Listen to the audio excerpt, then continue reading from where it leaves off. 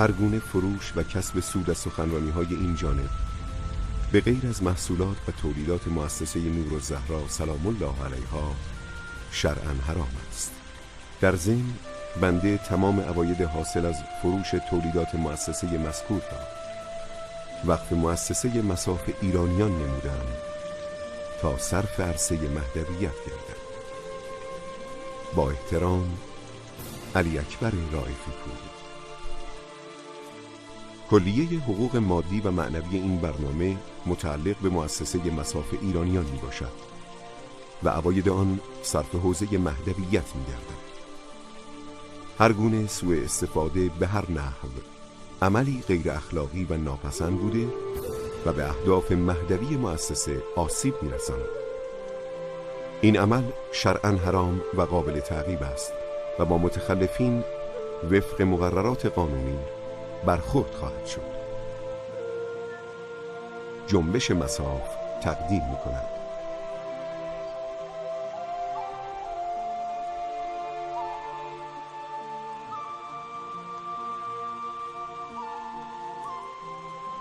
پایگاه اینترنتی جنبش مصاف masaf.ir. پست الکترونیک info@masaf.ir. سامانه پیام کوتاه 2313 313. مؤسسه فرهنگی دیجیتال کوثر رایانه مهر نورالزهرا سلام الله علیها. مرکز پخش انحصاری آثار استاد علی اکبر رائفی پور. نشانی اینترنتی نورالزهرا.com. سامانه پیام کوتاه 1006. تلفن 021 66 56 6000. Freedom is the essence of America. We're talking about freedom of speech, freedom of assembly, freedom from fear, freedom of religion. Martin Luther King said, America is essentially a dream, and he said it is a dream of freedom and equality, and freedom is the way to equality.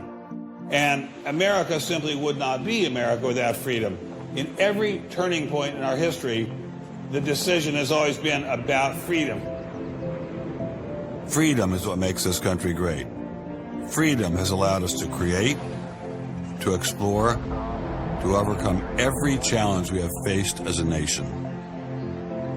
But imagine if these freedoms were taken away. Where would we be? What would we lose? Well, unfortunately, I no longer need to imagine. It's happening. We are losing our freedom in one of the most important sectors of society, science. I have always assumed that scientists were free to ask any question, to pursue any line of inquiry without fear of reprisal. But recently, I've been alarmed to discover that this is not the case. It all began when I met evolutionary biologist Richard Sternberg in Washington, D.C. His life was nearly ruined when he strayed from the party line while serving as editor of a scientific journal affiliated with the prestigious Smithsonian Museum of Natural History. No, I'm not. No, I was exiled. You're a bad boy. You question the powers that be. What was Dr. Sternberg's crime? He dared to publish an article by Dr. Stephen Meyer, one of the leading lights of the intelligent design movement. The paper ignited a firestorm of controversy merely because it suggested intelligent design might be able to explain how life began. As a result, Dr. Sternberg lost his office, his political and religious beliefs were investigated, and he was pressured to resign. It was all couched in terms of religion, politics, and sociology. The way the chair of the department put it is that I was viewed as an intellectual terrorist. Terrorist? Because of giving the topic of intelligent design some modicum of credibility. Still pretty skeptical, so naturally I checked in with the head of the Skeptics Society, Michael Shermer. So I can't prove there is no God or Yahweh in your case, any more than I can prove there is no Isis, Zeus, Apollo, Brahma, Ganesha, Mithras, Allah, or for that matter, the flying spaghetti monster. And think about just one thing.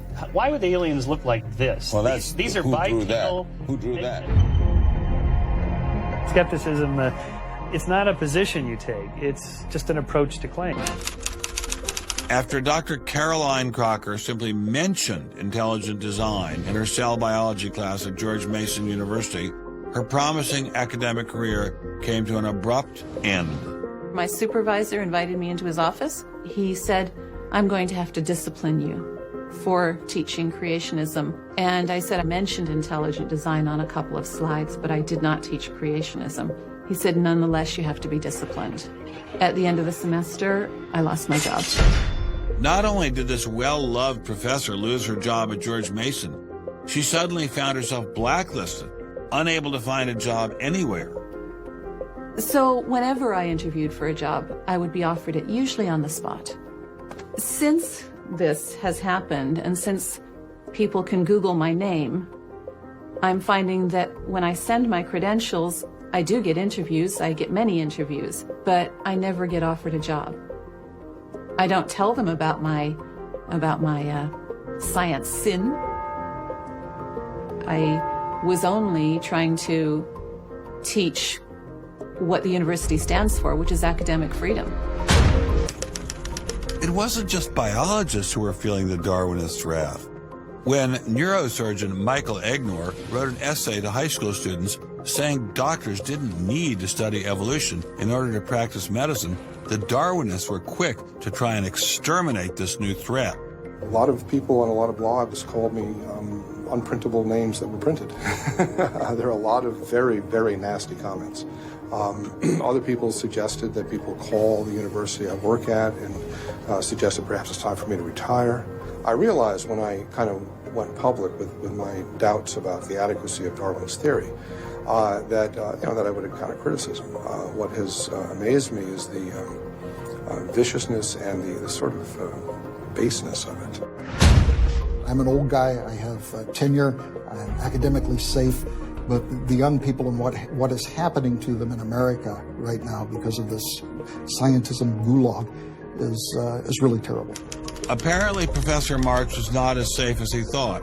A few months after this interview, Baylor University shut down his research website and forced him to return grant money once they discovered a link between his work and intelligent design. In order to attract grants, you have to market yourself.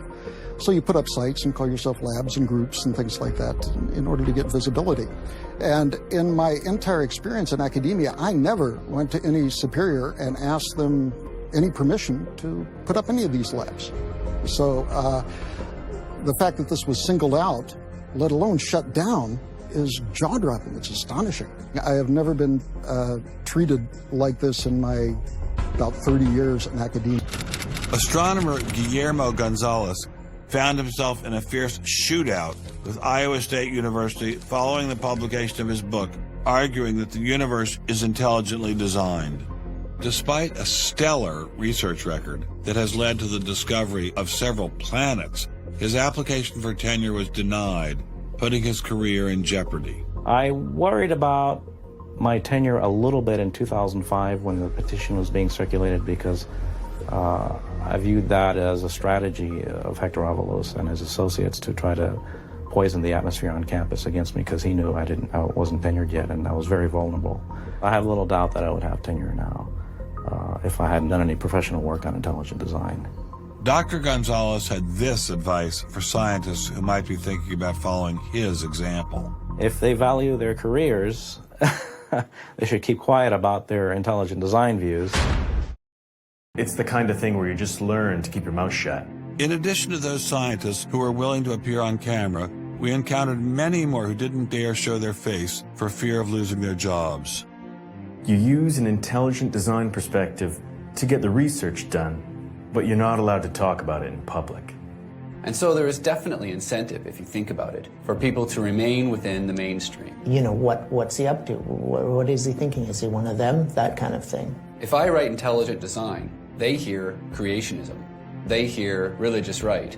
They hear theocracy. when you go around and raise funds, your people are not saying to you, by the way, we're going to get all these scientists out of the classroom and put Christ back in the classroom. Well, I don't know that Christ has ever been in the science classroom. This is not a religious argument. This is something that people, we have fellows who are Jewish or agnostic or various other things. There are people, there are Muslim scientists, there are people of all kinds of backgrounds who agree that Darwin's theory has failed. And so why would you bring religion into it? You don't need religion. This is a red herring, and people who don't have an argument are reduced to throwing sand in your eyes. Well, if the Discovery Institute could get its wish about this subject, what would your wish be? Well, on this subject, as on others, we'd like people to be able to have a robust dialogue and even a debate where the evidence, the best evidence, in this case, the best scientific evidence is made available to people. Well, surely no one questions there should be a debate.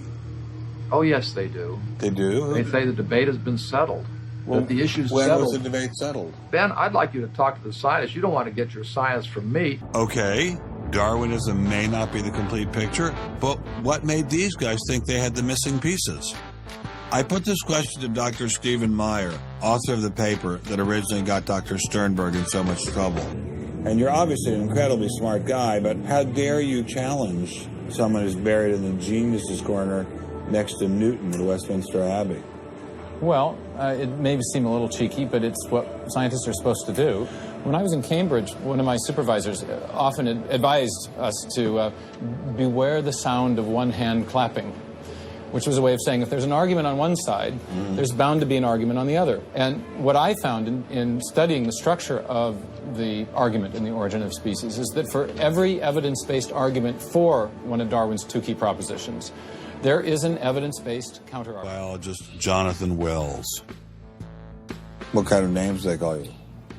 Creationist. What do you say back to them when they say you're a creationist? Well, I usually don't get the opportunity. What's at stake for you personally here? First of all, I love science. I think the way Darwinism corrupts the evidence, distorts the evidence, is bad for science. Well, the other scientists would tell you to just shut up if you love science. Okay? Because you're sort of being a bomb thrower into science. I am upsetting the apple cart, and I think it deserves to be upset in this case. Why? Because the evidence is being distorted to prop up a theory that I think doesn't fit it. Was Darwinism really that bad? Perhaps a change of scenery would give me a fresh perspective. Let's put it this way. Before you can ask, is Darwinian theory correct or not, you have to ask the preliminary question, is it clear enough so that it could be correct? That's a very different question. One of my prevailing doctrines about Darwinian theory is, man, that thing is just a mess. It's like looking into a room full of smoke. A room full of smoke? That certainly wasn't what I was hearing from prominent Darwinists like Richard Dawkins. Evolution is a fact. It's a fact which is established as securely as essentially any other fact that we have in science. Richard Dawkins is so confident that evolution is a fact, and that therefore God doesn't exist, that he has devoted his entire life to spreading the evolution gospel. I'm an atheist with respect to the Judeo-Christian God because there is not a shred of evidence in favor of the Judeo-Christian God. It is completely right to say that since the evidence for evolution is so absolutely, totally overwhelming, nobody who looks at it could possibly doubt that if they were sane and not stupid.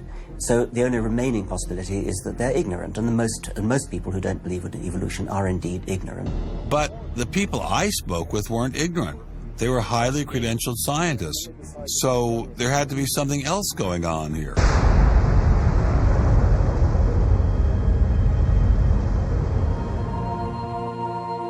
This is the story of a small planet in space called Earth. For a typical Darwinian explanation of how life originated, Dr. Wells directed me toward this documentary. The chemical elements essential for life, hydrogen, oxygen, carbon, and nitrogen, were now in place. What was needed was a way of combining them. Perhaps the energy came from lightning. Whatever it was. Excuse me? Whatever it was, energy managed to arrange these chemical ingredients in just the right way. Whatever it was? I was hoping for something a little more scientific. The most popular idea has been that life emerged spontaneously from primordial soup. In 1953, Stanley Miller mixed water, methane, ammonia, and hydrogen to simulate the early Earth's atmosphere. Then he ran electricity through it in an attempt to jumpstart life. It didn't work. While the initial results seemed promising, 50 years later, most serious scientists have abandoned this approach in favor of alternate theories. Biologist P.Z. Myers, who runs the pro-Darwin anti-religion blog Pharyngula, says science eroded his faith as well. I never hated religion. I found religion quite comfortable, and I liked the people in it. What led to the atheism was learning more about science, learning more about the natural world, and seeing these horrible conflicts with religion. America didn't become the great nation that it is by suppressing ideas. It progressed by allowing freedom of speech and freedom of inquiry. Hundreds of thousands of Americans have given their lives to protect these values, but now they're under threat once again. It wasn't just scientists who were being expelled. It was freedom itself, the very foundation of the American dream, the very foundation of America. The Darwinian establishment is so massive and so entrenched, it appears impenetrable. Obviously, I couldn't take down the wall myself, but I could confront one of its modern architects. Hello, Professor Dawkins. How are you? I'm Ben Stein. I'm so sorry to keep you waiting. How are you? Fine, thank you. You have written that God is a psychotic delinquent invented by mad, deluded people. No, I didn't say quite that. I said something rather better than that. Oh, well, please tell us what you said. Please tell us what you said. Well, I would have to read it from the book. No, please. The God of the Old Testament is arguably the most unpleasant character in all fiction. Jealous and proud of it, a petty, unjust, unforgiving control freak, a vindictive, bloodthirsty ethnic cleanser, a misogynistic, homophobic, racist, infanticidal, genocidal, filicidal, pestilential, megalomaniacal, sadomasochistic, capriciously malevolent bully. So that's what you think of God? Yeah. How about if people believed in a God of infinite lovingness and kindness and forgiveness and generosity, sort of like the modern day God? Why spoil it for them? Why not just let them have their fun and enjoy it? I mean, I don't want to spoil anything for anybody. I write a book, people can read it if they want to. I believe that it is a liberating thing to free yourself from primitive superstition. So religion is a primitive superstition? Oh, I think it is, yes. So you believe it's liberating to tell people that there is no God?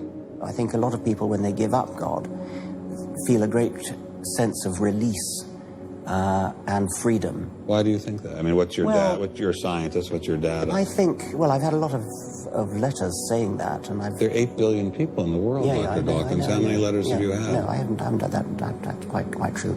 Professor Dawkins seemed so convinced that God doesn't exist that I wondered if he would be willing to put a number on it. Well, it's hard to put a figure on it, but I mean, I'd put it as something like, 99% against or something. Well, how do you know it's 99% I against, say, and not 97%? No, I did. You asked me to put a figure on it, and I'm not comfortable putting a figure on it. I think I just think it's very unlikely. What? But you couldn't put a number on it? No, of course not. No. So it could be 49%. Well, it would be. I mean, I think it's unlikely, but it's quite far from 50%. How do you know? I don't know. I mean, I put an argument in the book. Well, then who did create the heavens and the earth? Why do you use the word who? You see, you immediately beg the question by using the word who. Well, then how did it get created? Well, by a very slow process. Well, how did it start? Nobody knows how it started. We know the kind of event that it must have been. We know the sort of event that must have happened for the origin of life. And what was that? It was the origin of the first self-replicating molecule. Right. How did that happen? I told you we don't know. So you have no idea how it started? No. Nor has anybody. Nor has anyone else. What do you think is the possibility that intelligent design might turn out to be the answer to some issues in genetics or in evolution? It could come about in the following way. It could be that at some earlier time, somewhere in the universe, a civilization evolved by probably some kind of Darwinian means to a very, very high level of technology and designed a form of life that they seeded onto perhaps this planet. Now, that is a possibility and an intriguing possibility. And I suppose it's possible that you might find evidence for that if you look at the details of biochemistry, molecular biology. You might find a signature of some sort of designer. Wait a second. Richard Dawkins thought intelligent design might be a legitimate pursuit? And that designer could well be a higher intelligence from elsewhere in the universe. Well, but that higher intelligence would itself have had to have come about by some explicable or ultimately explicable process. It couldn't have just jumped into existence spontaneously. That's the point. So Professor Dawkins was not against intelligent design, just certain types of designers, such as God. So the Hebrew God, the God of the Old Testament, he doesn't exist in your view? Certainly. I mean, that would be a very unpleasant prospect. And the Holy Trinity of the New Testament? Nothing like that. Do you believe in any of the Hindu gods? Like Vishnu? How can you ask such a question? You don't, right? How could I? I mean, why would I, given that I don't believe in any others? You don't believe in the Muslim God? No. I mean, why do you even need to ask? Well, I just wanted to be sure. So you don't believe in any God anywhere? Any God anywhere would be completely incompatible with anything that I've said. I assume. Yeah. I just wanted to make sure. You don't believe in any God anywhere? No. What if after you died you ran into God? He said, "What have you been doing, Richard? I mean, what have you been doing? I've been trying to be nice to you. I gave you a multi-million-dollar paycheck over and over again with your book, and look what you did." Bertrand Russell had that point put to him, and he said something like, "Sir, why did you take such pains to hide yourself?" اللهم صل علی محمد و آل محمد. اعوذ بالله من الشیطان اللعین الرجیم. بسم الله الرحمن الرحیم. عرض سلام و ادب و احترام خدمت شما بزرگواران. همونطور که مستحضر بودید و من خیلی فکر کردم که چطور بتونم این بحث رو توی یه جلسه جمع بکنم، به نتیجه رسیدم که یک جلسه بابت داروینیسم دیگه نذاریم. خود شما در قالب این مستند و یه سری نکاتی که ابتدای عرایزم میگم پیرامون داروینیسم در واقع مطلب دستتون بیاد. خب داروینیسم همونطور که دیدید یک حوزه ممنوعه در غرب بوده که هیچ کس حق نداشته زیر سوال ببره. این در عین اینه که صحبت از آزادی عقیده و آزادی بیانه.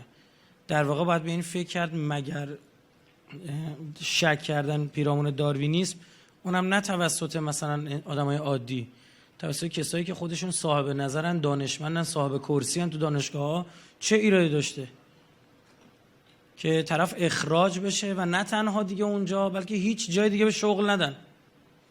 این مشخص میشه که یه منطقه ممنوع است. مثل بحث پیرامون هولوکاست که شما میدونید اگه کسی به اون بپردازه، خب آقا یه نفر شک داره 6 میلیون کشتن، اصلا میخواد بین 5,999,000 تا کشتن 6 میلیون، میخواد یه آمار دقیق در بیاره، مطلقا اجازه ورود نمیدن. هر کسی ورود پیدا کنه با هر تخصصی، هر سطحی از اولیگارشی و نفوذ هم میخواد باشه حذفش میکنن. رئیس جمهورای رو در واقع اینو پایین کشیدن فقط به خاطر اینکه جلو صهیونیست‌ها ایستادن. حالا اینجا نکته که وجود داره اینه که یکم ببینیم فکر بکنیم مگر تو داروینیسم چه اتفاقی میافتاد. ببینید همه عقلا میدونن، هر آدم عاقلی میدونه داروینیسم به هیچ وجه وجود خدا رد نمیکرد. یعنی نهایتا اینکه ما اگر فرگشت و تکامل رو و انتخاب طبیعی رو میپذیرفتیم، میگفتیم یه خدایی هست داره اینو پیش میبره. درست شد؟ یعنی که شکی وجود نداریم، خیلی خوبه. منتها بحثی که پیش می اومد اینه که حقیقتا داروینیسم یه سیستم اعتقادی به وجود می آورد که برای کسایی که نمیخواستن خیلی عمیق فکر بکنن یه حواس پرتی برای خودشون به وجود بیارن، خودشون حواس خودشون رو پرت بکنن که میتونه هم خدا نباشه. در واقع اینا می اومدن در عوض خدا ماده رو ابدی و ازلی در نظر می‌گرفتن. از قبل بوده تا بی‌نهایت هم ماده خواهد بود. و اینکه به خاطر شرایطی که در زمین به وجود اومد، شرایط خاصی بود، این مواد عالی و محیط آمونیاکی زمین باعث به وجود اومدن حیات شد، اون سلول اولیه، و بعد تمام اقسام و گونه‌های حیات از این شکل گرفت. کما اینکه با توجه به علم احتمالات اینکه یک جای دیگه هم یک همچین شرایطی روی فضا به وجود بیاد چیه؟ هست. چه اتفاقی اینجا میفته؟ اینه که خب حالا گیریم یک خالقی این جریان رو پیش برده. بله این میتونه، یعنی هیچ وقت خالق نفی نمیشه، اما عملا اتفاق افتاد. نزدیک 200 سال میلیون ها نفر یک جور دیگه فکر کردن و داروینیسم شد مبنایی برای رفتارهای دیگه. شما میدونید دیگه هیتلر به شدت متأثر از داروین بود. هیتلر 14-15 هزار نفر معلول جسمی رو قتل عام کرد. اینا در موردش کسی صحبت نمیکنه، چون میگفت اینها تضعیف میکنن نژاد بشری رو. تکامل به سمتی داره پیش میره که قدرتمندها بمونن، دارن تضعیف میکنن. ما تا حدودی همچین مسئله رو میپذیریم، منتها نه به این شکلی که اینها میگفتن و بیشتر شبیه خزعبلات و مزخرفات نه عقلانی است و نه حتی علمی. شما می‌بینید مثلا در یک گله فصل جفتگیری که میرسه، توی نرها اون نری که قوی تره صاحب ماده های گله میشه. این یعنی چی؟ یعنی اون که به لحاظ جسمی قوی تره احتمال اینکه نسل از او شکل بگیره چیه؟ بیشتره. یعنی اینا روز به روز تنومندتر و قوی تر میشن. این بحثی درش نیست، ما هم قبول داریم. خب منتها بحث سر اینه که ما بیایم بگیم آقا مثلا انسان هم خالقی نداشته و مثلا در ادامه تکامل از میمون و اورانگوتان و این چیزا مثلا به وجود اومد و بشر ناندرتال و حرفا. منتها داروین یک حلقه گم شده داره، یعنی که تا اون حل نشه واقعا ماجرا، یعنی از میمون از اورانگوتان به انسان نمیتونه وصل کنه. به یک بار مغز انسان 2-3 برابر شده. کما اینکه موجودات میانی که احتمال وجودشون باید خیلی خیلی میلیون ها بلکه میلیاردها بار بیشتر از موجودات تکامل یافته باید باشه. الان توضیح میدم یعنی چی. از اینا اثری نیست. یعنی اینکه مثلا یک حیوان باید شرایط خیلی خاصی رو میداشه تا بتونه ادامه حیات بده. زندگی او رو انتخاب میکرده، نه اینکه او زندگی رو انتخاب بکنه. بین تمام مثلا خرسا اون خرسی که رنگش توی قطب سفید بوده فقط زنده میمونده، چون همرنگ برفا بوده، بعد پنجهش اینطور بوده، هیکلش اینطور بوده، شنا میتونسته 4 کیلومتر متوالی شنا کنه، چی مثلا هزاران بحث و فاکتور در خرسی که همه اینها یه جا جمع بوده این امکان ادامه حیات پیدا کرده. در بقیه چی شده؟ از بین رفتن. خب ما الان فسیلایی که باید پیدا میکنیم باید از کدوم بیشتر باشه؟ از اونها دیگه، چون اونها تعدادشون خیلی بیشتر. مطلقا همچین چیز پیدا نمیشه. چند تا استخون آوردن به عنوان موجودات میانی، جا زدن، هیچ چیز توش در نمیاد. حتی شیطنت کردن، اومدن فک میمون رو روی جمجمه آدم گذاشتن، گفتن اون ما حلقه گم شده داروین رو پیدا کردیم. بعد 20 سال 30 سال خودشون گفتن یه پزشکی شیطنت کرده. منتها خبرشو که رفتن تمام صفحه رفتن، تکذیب شد، ستون آخر مجله اون کنج گوشه آخری جای گذاشته بوده. خب به این دقت بکنید، یعنی مرض هم وجود داره تو این کار. داروینیستا یا به قول کسایی که فرگشت رو قبول دارن آمدانه یک سری چیزها رو نمیبینن، آمدانه. و نکته دیگه که در واقع این وسط هست اینه که چطور من برای اینکه تکامل پیدا بکنم من باید تغییر کنم، به خاطر من که کسی دیگه تغییر نمیکنه که. ببینید در موجودات اینطور مثال میزنن، میگن که زرافه برای اینکه گردنش دراز شه می‌خواست بالای درخت غذا بخوره، این که لامارکیسم در واقع که اصلا یقینا رده. یا نه در میان حیوانات اون که گردنش دراز بود موند و آرام آرام این میل به گردن بلند شدن توشون ژنتیکی شد. خب داروین معتقد بود که تمام اعضا بر روی نطفه اثر داره، یعنی چشم روی نطفه اثر داره، گوش روی نطفه اثر داره، تمام این اثر داره. یعنی وقتی چشم تغییر میکنه این روی نطفه اثر میذاره، این تغییر در چشم در نسل‌های بعدی چی میشه؟ ژنتیکی میشه. یک مزخرفی این حرف. خب تمام اینها رو گفتن، اما صحبت سر اینجا بود که اگر برای تغییر یک موجود، برای تکامل و ماندگاری یک موجود، او باید تغییر کنه، نه که برای این یه موجود دیگه تغییر کنه. اینجا جفت اصلا معنی پیدا نمی‌کرد. جفت ها جوری آفریده شدن به همه جور شکل فیزیکی، احساسات، همه جور غریزه، جوری که اگر این نباشه این یکی نمیمونه. برای اینکه آ بمونه ب تکامل پیدا کرده و برای اینکه ب بمونه چی؟ آ تکامل پیدا کرده. یا یک سری احساسات رو اینا نمیتونن پاسخ درست برش بدن و سریع میگذرن، مثل مهر مادری. خب این میل داره برای یک موجود دیگه، میگن چون اون موجود برای بقای خودشه. این قدرت تشخیص کجا نهفته شده؟ علل خصوص این که در سالهای اخیر با پیشرفت دانش، در واقع محضرش رو عرض بکنم، ژنتیک و اینکه اینا تونستن برن به درون سلول ها، اصلا دیدن مضحک ماجرا، اصلا مزخرف تحویل مردم دادن که تمام اطلاعات ژنتیکی در درون سلول حافظه‌مند ثبت شده و 100 میلیارد سال دیگه هم سراغش بیای میتونی ازش استفاده کنی. انقدر اطلاعات که اگر تمام کتاب‌های روی کره زمین رو جمع بکنی به اندازه اون اطلاعاتی که در دی ان ای هست اطلاعات وجود نداره. میلیاردها صفحه کتاب. یعنی اینا به یک مقوله جدید رسیدن که اصلا به اینفورمیشن و اطلاعات حالا فکر نکرده بودن.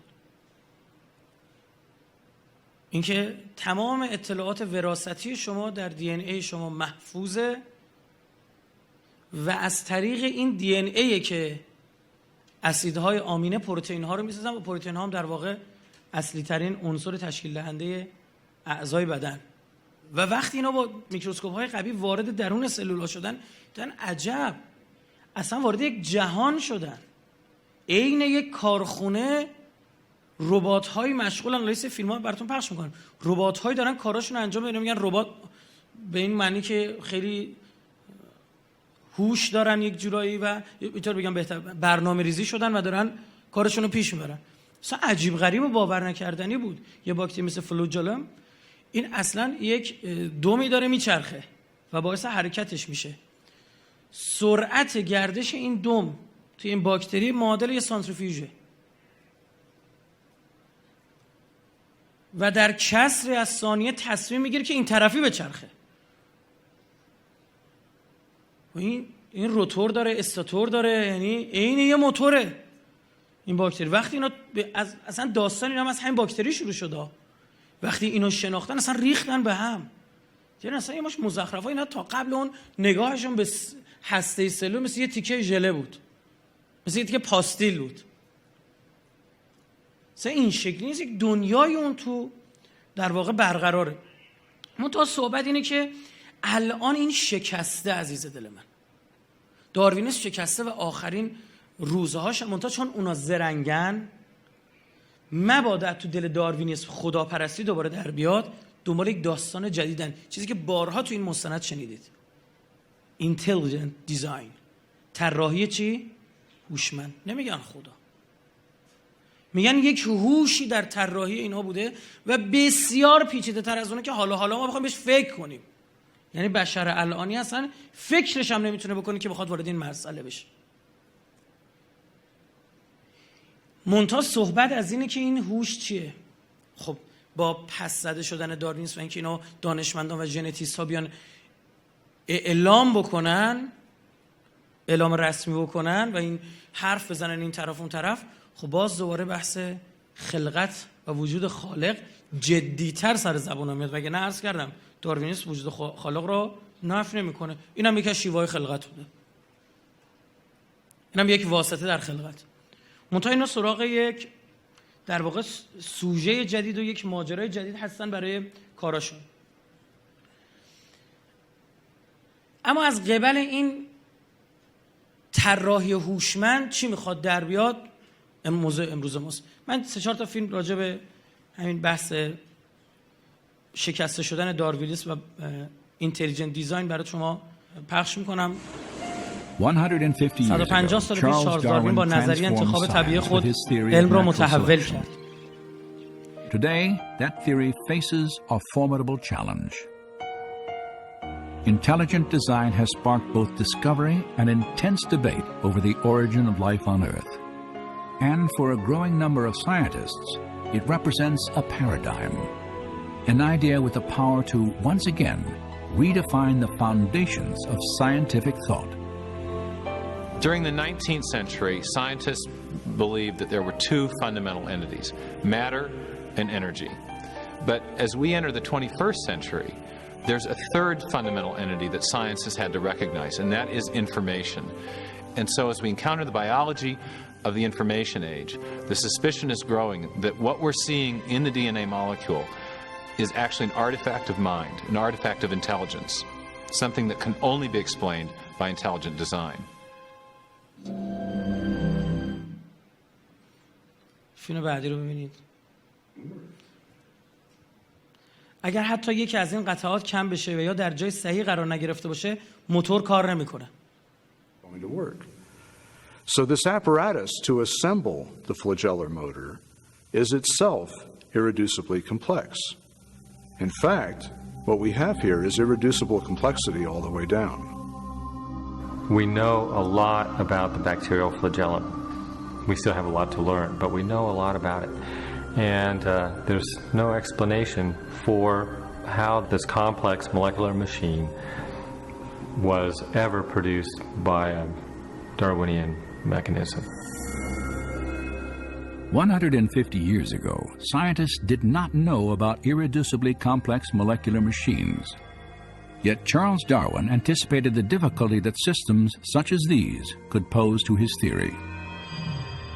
If it could be demonstrated that any complex organ existed which could not possibly have been formed by numerous successive slight modifications, my theory would absolutely break down.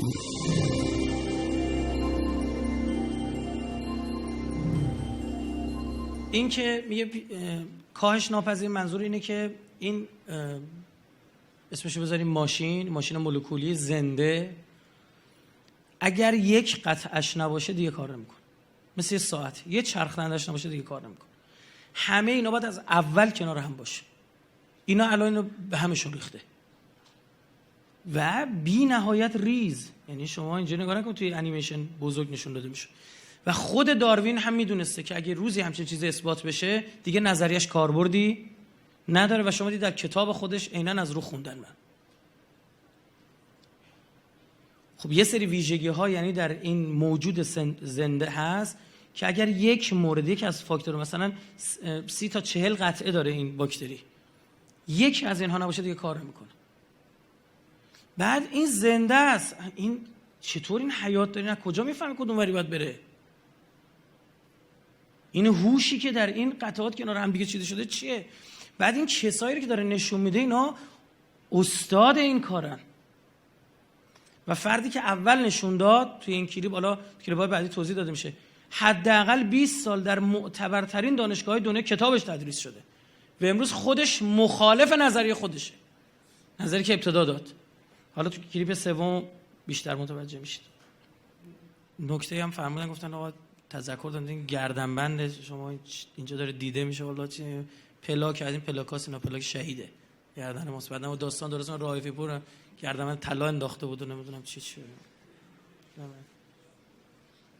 یه جوانی ما رو دید توی همین شهدای قواس و ایشون فرمود من خواهرزاده فلان شهید هستم، یکی از شهدای شاخص، و حالا عرض میکنم اسم ایشون رو.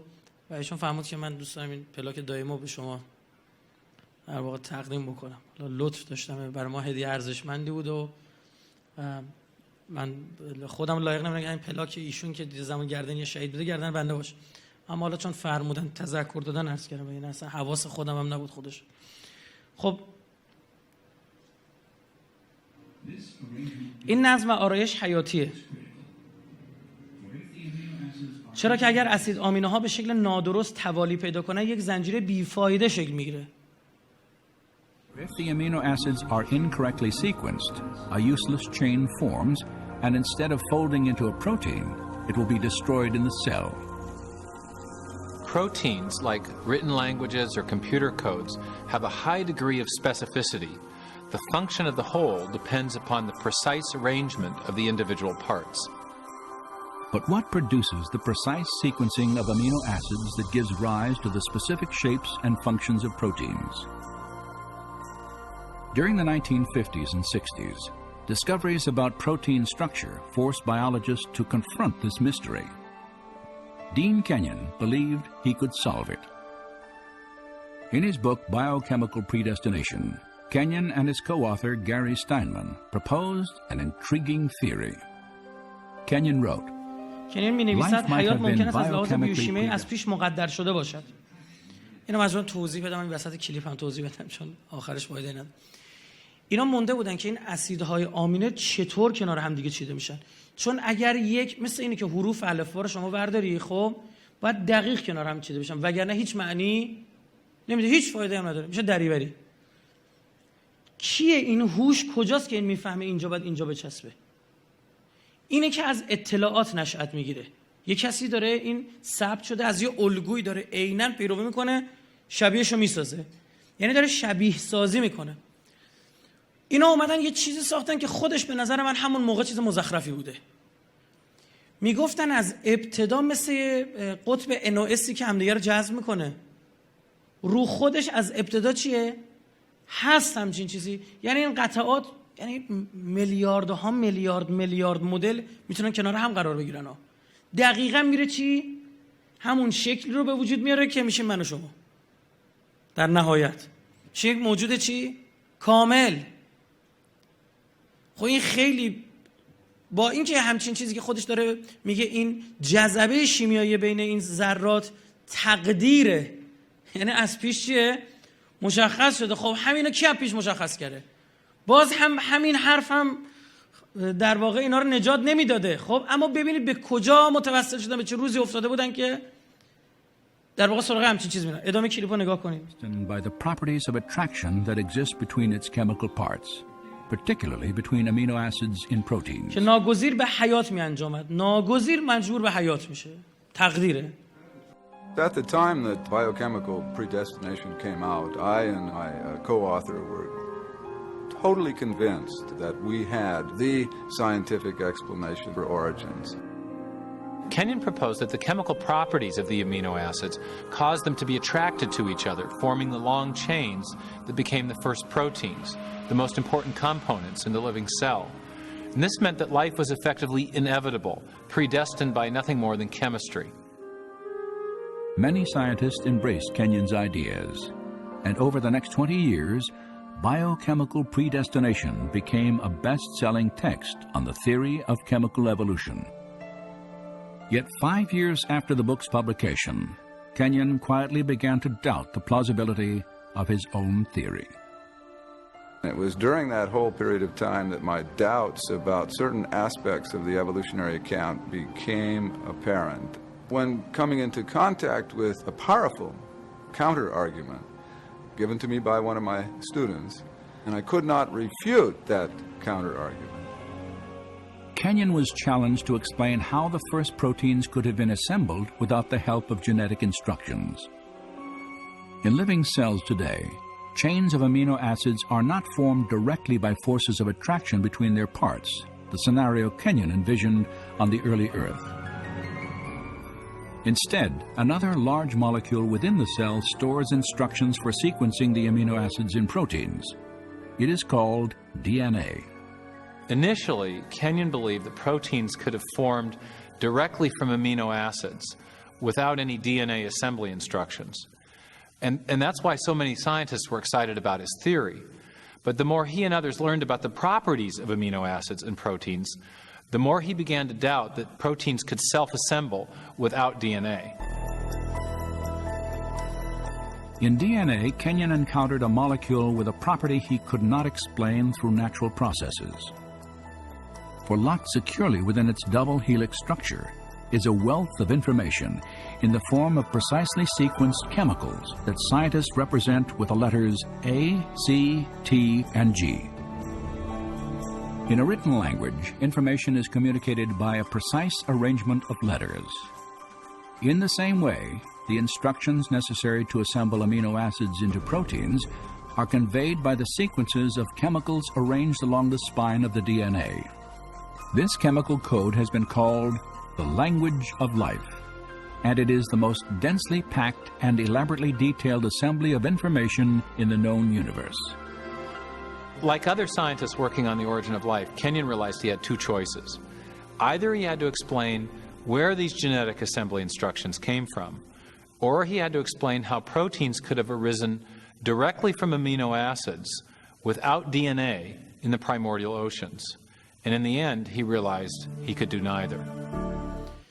در واقع اتفاقی که اینجا میافتاد این بود که با کشف در واقع دی ان ای و اینکه تونستن دی ان ای از دی ان ای بیشتر چیزای بیشتری بفهمن، فهمیدن اون نحوه چیدمان اسیدهای آمینه کنار هم دیگه که میشه پروتئین و اصلی ترین بخش مثلا زندگی سلول به همین پروتئین های مختلف. ما هزاران پروتئین داریم که بستگی داره این اسیدهای آمینه چجوری کنار هم دیگه چیده بشن.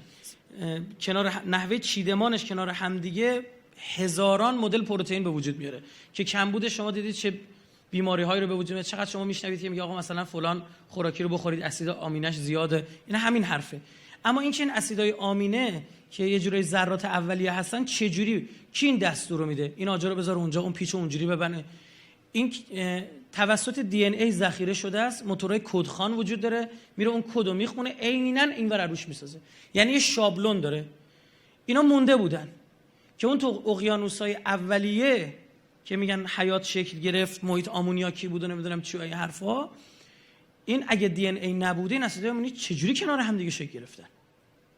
و اگر دی ان ای بوده حالا کارش سخت‌تر شد، بعد بره سراغ چی؟ دی ان ای رو پیدا بکنه. یعنی کار بسیار پیچیدگی پیدا کرد. این دو تا کلیپ کوتاه هم اینا ببینید، حالا یکیش هم واقعا جذابه، یعنی میره کاملا کارکرد دی ان ای رو تو هسته سلول به شما نشون میده و بسیار زیباست و واقعا یک درس خداشناسی به نظر بنده. Origin of life biologists did not believe that life had arisen by chance alone. Instead, they envisioned natural selection acting on random variations among chemicals to produce the first life. But there was a problem with this proposal. By definition, natural selection could not have functioned before the existence of the first living cell, for it can only act upon organisms capable of replicating themselves, cells equipped with DNA that pass on their genetic changes to future generations. Without DNA بدون دی ان ای هیچ تولید مثلی وجود نخواهد داشت. اما بدون تولید مثل انتخاب طبیعی هم در کار نخواهد بود. بدون دی ان ای هیچ تولید مثلی نخواهد بود. بدون تولید مثل انتخاب طبیعی هم نخواهد بود. انتخاب طبیعی هم که نباشه اصلا داروین خداحافظ. بنابراین نمیشه از انتخاب طبیعی استفاده کرد تا منشأ دی ان ای رو توضیح داد. و برای خود دی ان ای نمیشه از انتخاب طبیعی استفاده کرد. چون خود انتخاب طبیعی زمانی به وجود میاد که یه سلول باشه. اون سلول هم زمانی میتونه باشه که چی؟ دی ان ای باشه. یعنی میفته توی دور و تسلسل. You can't use natural selection to explain the origin of DNA without assuming the existence of the very thing you're trying to explain. Chance, natural selection, and his own theory of self-organization had all failed to explain the origin of genetic information.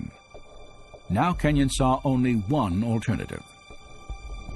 We have not the slightest chance of a chemical evolutionary origin for even the simplest of cells. So the concept of the intelligent design of life was immensely attractive to me and made a great deal of sense, as it very closely matched the multiple discoveries in molecular biology. در واقع تو این کلیپ چه اتفاقی افتاد؟ من اینو توضیح میدم برای کسایی که وقت زیست شناسی نخوندن یا علاقه نداشتن، درسشون نبوده، خود مفهوم‌تر باشه. ببین از پدیده فرگشت یا انتخاب طبیعی نیازمند یک سلوله. اون سلول شکل نخواهد گرفت اگر دی ان ای نباشه. خود دی ان ای هم اینا تنها توضیحی میتونم بگم، خود دی ان ای هم با انتخاب طبیعی به وجود اومده. اصلا انتخاب طبیعی خودش معلول سلول معلول دی ان ای، این اگه چیزی پشت سرش نیست که با انتخاب طبیعی به وجود بیاد، یه دور و تسلسلی به وجود میاد، یعنی دور باطل به وجود میاد. الا این که این وسط یک هوشی در دی ان ای تزریق شده باشه که اینجا رسیدن. شما می‌بینید خود نظریه پرداز این مطلب 20 سال استاد دانشگاه ما با حرفای همین بابا اومدن بچه مردم کافر کردن، خود یارو قبول کرده، اینا اینجا قبول نمیکنن. اینا ویژگی‌های مملکت ماست. خود یارو قبول کرده. ما زمانی دانشجو بودیم میرفتیم به استاد میگفتیم بابا این بابایی که اسمشو آوردیم، ما رفتیم تو سایتش زنده است، تو کتاب نوشته، تو سایتش رد کرده نظریه‌شو.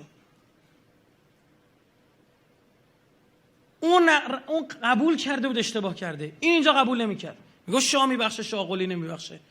حکایت همینه دیگه. خب یه داستان عجیب غریبه. حالا این کلیپ آخرم خیلی جالب عرض کردم، این درون سلول رو توضیح میده و شما این شگفتی رو خودتون خواهید دید. In the years since Kenyon's rejection of chemical evolution, science has revealed the details of an entire system of information processing that bears the hallmarks of intelligent design.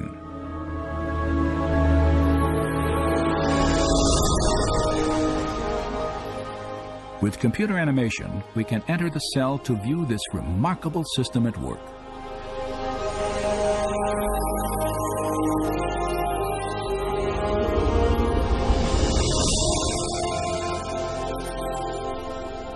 After entering the heart of the cell, we see the tightly wound strands of DNA, storehouses for the instructions necessary to build every protein in an organism.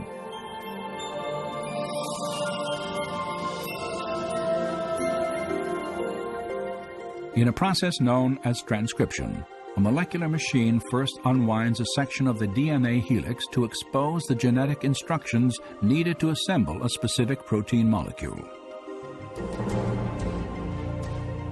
Another machine then copies these instructions to form a molecule known as messenger RNA.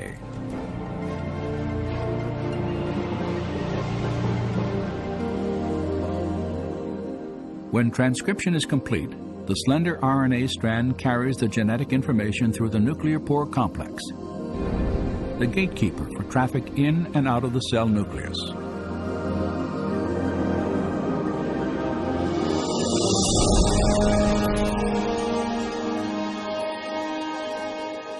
The messenger RNA strand is directed to a two-part molecular factory called a ribosome. After attaching itself securely, the process of translation begins.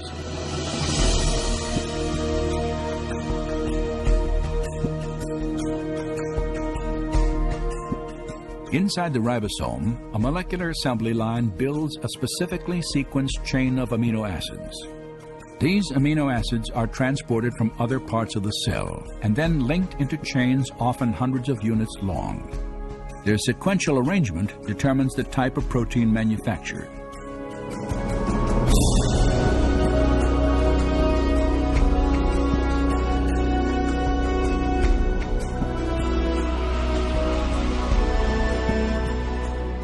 When the chain is finished, it is moved from the ribosome to a barrel-shaped machine that helps fold it into the precise shape critical to its function.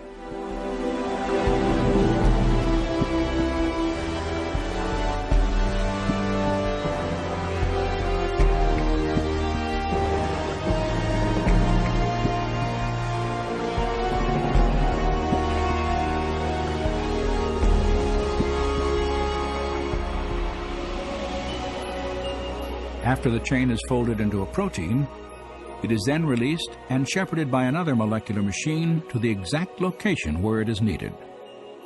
This is absolutely mind-boggling to perceive at this scale of size such a finely tuned apparatus, a device that bears the marks of intelligent design and manufacture. And we have the details of an immensely complex molecular realm of genetic information processing. And it's exactly this new realm of molecular genetics where we see the most compelling evidence of design on the earth. اون چیزی که تو این کلیپ دیدید و بسیار شگفت انگیزه، در ذره ترین ذرات داره این اتفاق میفته. اصلا کی به این ماشینای مولکولی میگه برو اون رمزو باز بکن و کپی بزن؟ یه ماشین مولکولی دیگه اینو برمی‌داره، خودشون اسمش گذاشتن ماشین مولکولی، بس که نظم داره.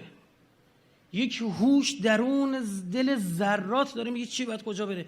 یک دونه از اونها ذره اینور اونورتر تا زده بشه اصلا کارهای دیگه نداره. ببینید این اون بحثی که ببینید خود طراح این ایده، کسی که 20 سال به کتابش تدریس شده اومده پذیرفته پرچمش گرفته بالا، میگه یک اینتلیجنت دیزاین، یه طراحی هوشمنده، یک کسی داره این کارو کرده. خب منتها حالا بحث اینو سر این که اون چه کسی این کارو کرده که موضوع در واقع جلسه ماست دیگه. من یه 3-4 تا آیه قرآن براتون بخونم، شاید عجیب ترین جملاتی که 1400 سال پیش چنین چیزی رو توضیح داده بوده فقط در قرآن شما میتونید پیدا بکنید. این که اینها چطور کنار همدیگه قرار بگیره، رنگ چشم من و شما، تمام این چیزا رو داره تعیین میکنه، قد و قواره و تمام میلیون ها خصوصیات این داره تایید میکنه. قرآن میفرماد یا ایها الانسان ما غرک بربک الکریم، آی انسان چی شد برای خدای کریم اینطور لاتبازی در آوردی، کری میخونی، مغرور شدی. الذی خلقک فسواک فعدلک، که پروردگاری که تو رو خلقت کرد، فسواک پرداختت، به جزئیات پرداخت و درست پرداخت. پرداختش دقیق بود، هر چیزی سر جای. عدل در زبان عربی یعنی هر چیزی سر جای خود، هر چیزی رو برد سر جای خودش قرار داد. فی ای صورت ما شاء رکبک، و به هر شکلی که میشد و میخواست، ما شاء رکبک، چیکار کرد؟ اینا رو ترکیب کرد. و تو از ترکیب اینها به هر شکلی که چیه؟ فعدلکه، کامل خودش زیبایی داره، تو به وجود اومدی. کلا بل تکذبون بالدین، میگه حالا همینا روز قیامت رو زدن زیرش. من اینکه اینطور آفرینش رو میتونم انجام بدن، میگن دوباره میتونه بیافرینه. بابا یه چیز رو اولین بار خلق کنی سخت‌تره یا دفعه دوم که الگو هم داشتی، مواد اولیت هم بوده، همه چی داشتی؟ ببین بشر به کجا میره. ما غرک بربک الکریم،